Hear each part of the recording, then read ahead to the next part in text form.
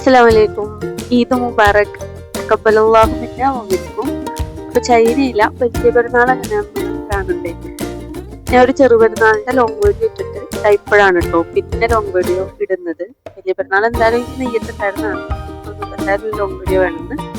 ഇൻഷാ അല്ലാഹ് പ്ലാനുകളൊക്കെ കുറേ ചെയ്യുന്നുണ്ട് കേട്ടോ. നമ്മൾ കൊല്ലങ്ങളായിട്ട് വലിയ പെരുന്നാളും ചെറുപെരുന്നാളും ആഘോഷിച്ചതുപോലെ അല്ല ഇപ്രാവശ്യം കുറച്ച് ചെയ്യുന്ന കാര്യങ്ങളൊക്കെ ഉണ്ട്. പള്ളിയിലോട്ട് ആണുങ്ങളും എൻ്റെ മോളും പോയിട്ടുണ്ട്. ഇവിടെ പെണ്ണുങ്ങൾക്ക് പള്ളിയിൽ, നമ്മുടെ ഇവിടുത്തെ അടുത്തുള്ള പള്ളിയിൽ സൗകര്യമില്ല. അപ്പോൾ 6:18 ആണ് ഇപ്പോഴത്തെ ടൈം അയക്കുന്നത്. 6 മണിക്കാണ് നമസ്കാരം. അപ്പം ഞങ്ങൾക്ക് ഇന്ന് കുക്കിംഗ് പരിപാടികളൊന്നുമില്ല, ജസ്റ്റ് ഒന്ന് വീട് ക്ലീൻ ആക്കുക, അത്രേ ഉള്ളൂ കേട്ടോ. അപ്പോൾ നോക്കാം എങ്ങനെയാകുമെന്ന്. അപ്പോൾ ഇന്നത്തെ ടൈം ടേബിൾ ഒന്നുമില്ല, നമുക്ക് രാത്രിയാണ് കേട്ടോ ഫംഗ്ഷൻ. ഉച്ചക്കാണ് സാധാരണ ഉണ്ടാവാറ്. അതെങ്ങനെയാണെന്ന് വെച്ച് കഴിഞ്ഞാൽ നമ്മളെല്ലാവരും ഓരോ വീടുകളിൽ നിന്ന് ഒരു 40 പേർക്കോ 20 പേർക്കോ ഒക്കെ ഫുഡ് ഉണ്ടാക്കിയിട്ട് നമ്മൾ തൊട്ടടുത്ത് നമുക്ക് കൂടാൻ വേണ്ടിയിട്ട് ഏറ്റവും സൗകര്യമുള്ള ഒരു സ്ഥലമുണ്ട്. നമുക്കിവിടെ ഏറ്റവും അടുത്ത് എല്ലാവർക്കും എത്തിപ്പെടാൻ പറ്റിയ ഏറ്റവും ഭംഗിയുള്ള സൗകര്യമുള്ളൊരു സ്ഥലമാണ് തൊട്ടടുത്തൊരു ലേക്ക്. അപ്പോൾ അവിടെ കൂടിയിട്ട് നമ്മളെല്ലാവരും ഉച്ചക്ക് എല്ലാവരെയും കൂടി വിളിക്കലാണ് കേട്ടോ.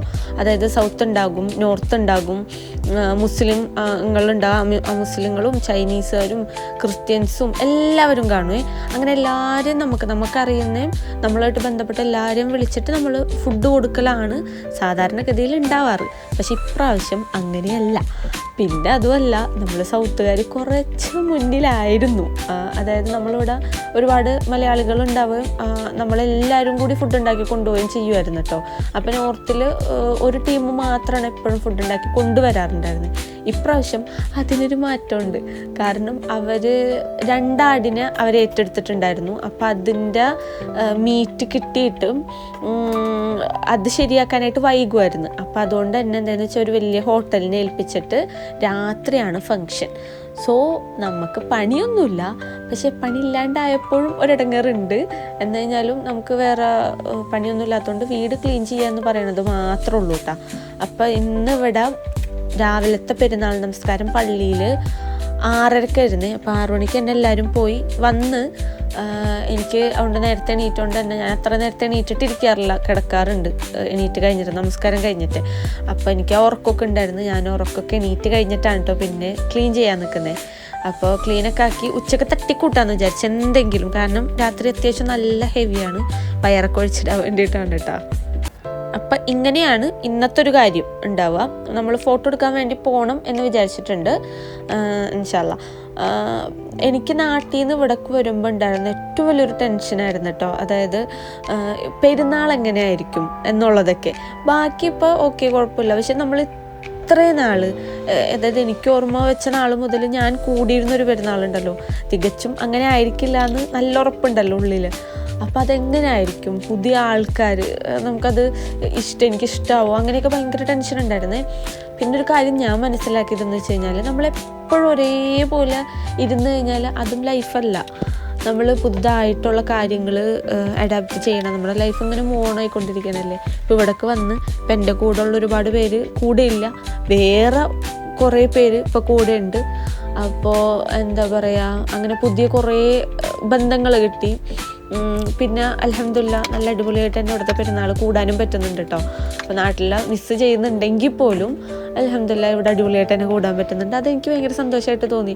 പിന്നെ അതിൽ നിന്ന് പഠിച്ചൊരു കാര്യം എന്താണെന്ന് വെച്ച് കഴിഞ്ഞാൽ, അന്ന് നമുക്ക് ഇഷ്ടപ്പെട്ടത് ചിലപ്പോൾ നമ്മളുടെ നിന്ന് എടുക്കും, പരീക്ഷണമായിരിക്കുമല്ലോ, എന്തായാലും അങ്ങനെയാണല്ലോ ഈ ലോകം. അപ്പോൾ എടുക്കുമെങ്കിലും അതിലും മനോഹരമായത് എന്തായാലും തരും, ഉറപ്പാണ്. അങ്ങനെ കിട്ടുന്നുണ്ട്. അത് നമ്മൾ വൈകിയേ റിയലൈസ് ചെയ്യുള്ളൂ. അതെനിക്ക് മനസ്സിലായിട്ടോ. ക്ലീനിങ്ങും കാര്യങ്ങളൊക്കെ കഴിഞ്ഞ് ഞങ്ങൾ ഫോട്ടോ എടുക്കാൻ പോയിട്ട് അവിടെ നിന്ന് നേരിട്ട് എന്തായാലും ഹോട്ടലിലോട്ട് തന്നെ പോകും. ഞാനിങ്ങനെ കാണിച്ചതെന്താണെന്ന് വെച്ച് കഴിഞ്ഞാൽ ഇവിടെ നിന്ന് ഓൺലൈനിൽ എടുത്ത ഡ്രസ്സാണ് കേട്ടോ. അത് അടിപൊളിയായിട്ടില്ലേ. അതായത് ഞാൻ എങ്ങനെയാണോ എക്സ്പെക്ട് ചെയ്ത് ആ സാധനം തന്നെ കറക്റ്റ് ഫിറ്റുമായിരുന്നു. അപ്പോൾ അതൊന്ന് കാണിച്ചതാണ് കേട്ടോ. നിങ്ങൾ തിരഞ്ഞെടുത്ത ലൊക്കേഷൻ ഇതാണ്. ഇത് എൻ്റെ കുറച്ച് അൺഎക്സ്പെക്റ്റഡ് സാധനമാണ്. എനിക്കറിയില്ലെങ്കിലും ഞാൻ എന്തൊക്കെയോ കാണിക്കുന്നുണ്ട്. നടന്നതാ ഞങ്ങൾ ഇവിടേക്ക് ആദ്യം വന്ന് ഇവിടെ നിന്ന് കുറച്ച് ഫോട്ടോ എടുക്കാനൊക്കെ നോക്കി. പക്ഷേ ലേറ്റ് ഒന്നും ഉണ്ടായിരുന്നില്ല കേട്ടോ. കാരണം ഉച്ച കഴിഞ്ഞ് ഉച്ച പറയപ്പോൾ വിചാരിച്ചു ഭക്ഷണം കഴിച്ചിട്ട് ഇറങ്ങാമെന്ന്. ഭക്ഷണം കഴിച്ച് കഴിഞ്ഞ് ഇച്ചിരി ക്ഷീണമൊക്കെ തീർക്കാൻ വേണ്ടി ഇരുന്ന് അങ്ങനെ ഉച്ച കഴിഞ്ഞിട്ടാണ് നമ്മൾ ഇറങ്ങിയപ്പോൾ. പിന്നെ ഇച്ചിരി മൂടിക്കെട്ടിരിക്കുന്ന ഒരു കാലാവസ്ഥയും കൂടിയായിരുന്നു. ഇങ്ങനെ ഭയങ്കര നല്ലൊരു കാലാവസ്ഥ ആയിരുന്നില്ല. ഇപ്പം മഴ പെയ്യും എന്ന് പറഞ്ഞ് നിൽക്കുന്നൊരു ഇതായിരുന്നു കേട്ടോ. ഇനി ഞങ്ങളുടെ കുറച്ച് അൺഎക്സ്പെക്റ്റഡ് ആണ്.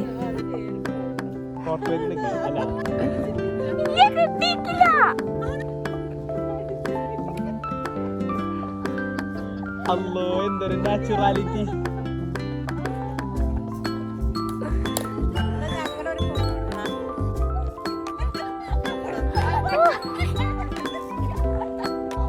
ഇപ്പം ഈ കൂടെ ഉള്ളവരൊക്കെ 2-3 ദിവസം കഴിഞ്ഞാൽ നാട്ടിലേക്ക് പോട്ടാ. അതിൻ്റെ ഒരു സങ്കടം കൂടി നമുക്കുണ്ട്.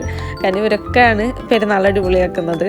അപ്പോൾ ഞങ്ങൾ ഇനി അതായത് ഫംഗ്ഷന് വേണ്ടി പോവാണ്. അപ്പോൾ ആ ഒരു വഴി നിങ്ങൾക്ക് കാണിച്ചു തരാമെന്ന് വെച്ചിട്ടാ. നല്ല രസമായിരുന്നു കേട്ടോ. ഇങ്ങനെ എന്താ പറയുക, നല്ല കാലാവസ്ഥ ഞാൻ പറഞ്ഞല്ലോ ഇങ്ങനെ മൂടിക്കെട്ടിയൊക്കെയായിരുന്നു. പിന്നെ അതുകൂടാണ്ട് നല്ല മരങ്ങളൊക്കെ ആയിട്ട് കണ്ടാൽ നിങ്ങൾക്ക് കാണാമല്ലോ, നല്ല രസമുണ്ടായി. അപ്പം അത് ജസ്റ്റ് ഒന്ന് എടുത്താണ്. ഇനി ഞങ്ങൾ നേരെ പോണത് ഫുഡ് കഴിക്കാൻ വേണ്ടിയിട്ടാണ് കേട്ടോ, ഹോട്ടലിലേക്ക്. ഞങ്ങൾ നേരത്തെ തന്നെ ചെന്ന്, കാരണം നമ്മളെത്തുന്നതിന് മുന്നേ തന്നെ നമ്മളുടെ ഒരു അച്ചായനുണ്ട്, ഒരു സതീഷ് ചേട്ടനുണ്ട് കേട്ടോ. അവരെത്തിയിട്ടുണ്ടായി. അപ്പോൾ അവരെ അങ്ങനെ നിർത്തിയിട്ട്, അതായത് നമ്മൾ ആദ്യം എത്തണമല്ലോ, നമ്മളവർ സ്വീകരിക്കണ്ടേ. അപ്പോൾ ഞങ്ങൾ വേഗം അവരെത്തിയെന്ന് പറഞ്ഞപ്പോൾ തന്നെ വേഗം പോയിട്ട്, വേറെ ആരും വന്നിട്ടുണ്ടായിരുന്നില്ലേ, ഞങ്ങൾ ഇത്ര പേര് മാത്രമേ ഉണ്ടായിരുന്നുള്ളൂ. പിന്നെ പതുക്കെ ആൾക്കാരിങ്ങനെ കൂടി വരാൻ തുടങ്ങി. ചൈനീസുകാരും പാകിസ്ഥാൻകാരും നോർത്ത് ഇന്ത്യക്കാരും അങ്ങനെ എല്ലാവരും കൊണ്ട് നിറയാൻ തുടങ്ങിയിട്ടാ. പതുക്കെ കുറച്ചുകൂടി നേരം കഴിഞ്ഞപ്പോൾ നമ്മളുടെ എല്ലാ ആൾക്കാരും വന്നു. മീര ചേച്ചി വന്നിട്ടുണ്ടായിരുന്നു, പിന്നെ സുബീത്ത, അഫ്സത്ത ഒക്കെ നമ്മളുടെ ഒപ്പം തന്നെ ഉണ്ടായിരുന്നു. ബാക്കി എല്ലാവരും ആയിട്ടാ, അത്യാവശ്യം എല്ലാവരും ആയി. പിന്നെ നോർത്തിലെ കുറച്ച് പേര് വരാനൊക്കെ വൈകിയായിരുന്നു. ഒരു ജസ്റ്റ് ഒന്ന് തിരിച്ചിട്ടുണ്ട്. ഇപ്പുറത്തെ ആണുങ്ങൾക്കും അപ്പുറത്തെ പെണ്ണുങ്ങൾക്കൊന്നാണ് കേട്ടോ. ഫുഡ് ഏതൊക്കെയാണെന്ന് കാണിച്ചു തരാം. ഭയങ്കര ഗ്രാൻഡായിരുന്നു, അടിപൊളിയായിരുന്നു കേട്ടോ. ബൊഫേ പോലെ ആയിരുന്നേ, നമുക്ക് ഇഷ്ടത്തിന് എടുക്കാം എന്നുള്ളൊരു സിസ്റ്റം ആയിരുന്നു കേട്ടോ. 3 ചമ്മന്തി ഉണ്ടായിരുന്നു. ഒന്ന് പുതിന ചമ്മന്തി, ഒന്ന് മധുരമുള്ള പുളിങ്കറിയൊക്കെ പോലത്തെ ഒരു കറി കേട്ടോ. പിന്നെ കച്ചമ്പർ, പിന്നെ ബീഫ് കീമ ആക്കിയിട്ടുള്ള കറിയില്ലേ അതുണ്ടായിരുന്നു. നല്ല മട്ടൻ ബിരിയാണി ഉണ്ടായിരുന്നു, അടിപൊളിയായിരുന്നു കേട്ടോ മട്ടൻ ബിരിയാണി. പിന്നെ ബട്ടർ ചിക്കൻ ഉണ്ടായിരുന്നു. പിന്നെ മീനിൻ്റെ നഗ്ഗറ്റ്സ് ഉണ്ടായിരുന്നു കേട്ടോ, അത് ഫിഷ് നഗ്ഗറ്റ്സ് ആണ്. പിന്നെ ഫ്രഞ്ച് ഫ്രൈസ് ഉണ്ടായിരുന്നു. കുറേ തരം റൊട്ടികളുണ്ടായിരുന്നു, റൊട്ടി, ചപ്പാത്തി, അങ്ങനെയൊക്കെ. പിന്നെ തൈര് വടയില്ലേ, നിങ്ങൾ കഴിച്ചിട്ടുണ്ടോയെന്ന് അറിയില്ല. നോർത്തുകാരുടെ ഭയങ്കര മെയിൻ ഡിഷാണ്, നല്ല ടേസ്റ്റാണ് അത്. നല്ല യോഗേട്ടിൽ ഇച്ചിരി പുളിയുള്ള ഇതിൽ നമ്മളെ ഇഡ്ഡലിയില്ലേ അത് പൊരിച്ചെടുക്കുന്ന പോലെയാണ്. അത് ഇങ്ങനെ വെച്ചിട്ട് അതിൻ്റെ മേലയിൽ പുളിങ്കറിയും ഈ പുതിന ചമ്മന്തിയൊക്കെ ഇട്ട് മധുരമുള്ള തൈരായിരിക്കും, നല്ല ടേസ്റ്റാണത്. അതൊക്കെ ഉണ്ടായിരുന്നു.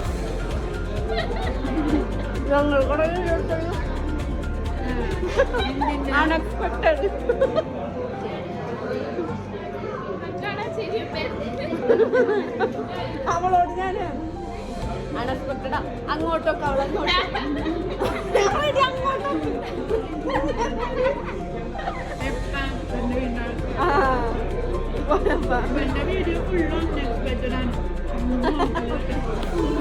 ഞങ്ങൾ ഒരു 3 പ്ലേറ്റിലാണ് കേട്ടോ ഒരാൾക്ക് തന്നെ ഉള്ള ഫുഡ് എടുത്തത്, കാരണം അത്രയും ഫുഡ് ഉണ്ടായിരുന്നു.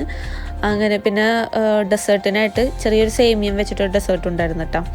അപ്പോൾ ഒരുവിധം എല്ലാ ആൾക്കാരും വന്ന് അവരൊക്കെ ഇങ്ങനെ കഴിക്കണേട്ടോ. ഒരു കല്യാണം വൈബായിരുന്നു കേട്ടോ. നമുക്ക് സത്യം പറഞ്ഞ പെരുന്നാളിനേക്കാൾ കൂടുതൽ എനിക്ക് അങ്ങനെ തോന്നിയത്, കാരണം ഒരു ഹോട്ടലും കൂടിയാണല്ലോ, ഒരു കല്യാണം വൈബാണ് കിട്ടിയത്. എല്ലാവരും ഫുഡൊക്കെ കഴിച്ച് ഞങ്ങൾ പോകാനുള്ളൊരു ഒരുക്കത്തിലും കൂടിയായിരുന്നു കേട്ടോ. അപ്പോൾ എനിക്കൊരു കാര്യം നിങ്ങളോട് പറയാനുള്ളത് എന്താണെന്ന് വെച്ച് കഴിഞ്ഞാൽ, ഡെഫിനറ്റ്ലി നാട്ടിലെ പെരുന്നാൾ എനിക്ക് നല്ലപോലെ മിസ് ചെയ്യുന്നുണ്ട്. എന്നാൽ പോലും ഇപ്പം ഞാൻ നാട്ടിൽ തന്നെയാണ് നിൽക്കുന്നതെങ്കിൽ എനിക്കിതൊരിക്കലും എക്സ്പീരിയൻസ് ചെയ്യാൻ പറ്റില്ലല്ലോ. ഈ ഒരു പുതിയ കാര്യം എക്സ്പീരിയൻസ് ചെയ്യണമെങ്കിൽ ഞാൻ ഇവിടേക്ക് തന്നെ വരണ്ടേ. ഇവിടേക്ക് വന്നുകൊണ്ടാണ് എനിക്കിതിന് പറ്റിയത്. അപ്പോൾ ചില കാര്യങ്ങൾ നമുക്ക് കിട്ടാൻ വേറെ ചില കാര്യങ്ങൾ നമ്മൾ എന്താ പറയുക സാക്രിഫൈസ് ചെയ്യേണ്ടി തന്നെ വരും. അത് തന്നെയാണ് ലൈഫ്. അങ്ങനെ ആട്ടോ ഞാൻ മനസ്സിലാക്കുന്നത്. അപ്പം എനിക്കിത് ഭയങ്കര ഇഷ്ടമായിരുന്നു ഈ ഫങ്ഷൻ, പുതിയ ഇങ്ങനത്തെ കാര്യങ്ങൾ, കുറേ നല്ല എന്താ കണക്ഷൻസ് കിട്ടിയത്, അങ്ങനെയൊക്കെ. അപ്പം ഇതൊക്കെയായിരുന്നു നമ്മളുടെ പെരുന്നാൾ, വലിയ പെരുന്നാൾ. ഇത്ര ഉണ്ടായിരുന്നുള്ളൂ കേട്ടോ, വേഗം കഴിഞ്ഞു.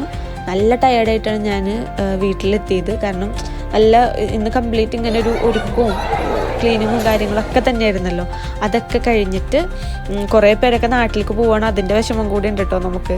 2-3 ദിവസം കഴിഞ്ഞത് അത് ഇവരൊക്കെ നാട്ടിലേക്ക് പോകും. നമ്മളുടെ വേറൊരു കൂട്ടുകാരി ഉണ്ട്, അവരും പോകും. പെരുന്നാൾ കഴിഞ്ഞു ഗൈസ്. വലിയ പെരുന്നാള് തീർന്നു. അടിപൊളിയായിരുന്നു. അൽഹംദുലില്ലാഹ്. കുറേ പേരുണ്ടായിരുന്നു കേട്ടോ. എന്നതിനേക്കാളും കുറേ പേരുണ്ടായിരുന്നു. കുറേ പേരുണ്ടായിരുന്നില്ല. നല്ല തിരക്കും ബഹളമൊക്കെ ആയിരുന്നു. രാത്രി ആയതുകൊണ്ട് എപ്പോഴും ഉച്ചക്കല്ലേ, രാത്രി വന്നിട്ട് നമുക്കൊന്ന് ശ്രമിക്കാമല്ലോ. രാത്രിയാണല്ലോ കഴിഞ്ഞിട്ടോ, 9:30 കഴിഞ്ഞിട്ടോ. അപ്പൊ ഇന്നൊന്ന് കിടക്കണം. അടിപൊളി ഫുഡൊക്കെ ആയിരുന്നു. അപ്പൊ തീർന്നു. അസ്സലാമു അലൈക്കും. ഒന്നും കൂടി ഈദ് മുബാറക്.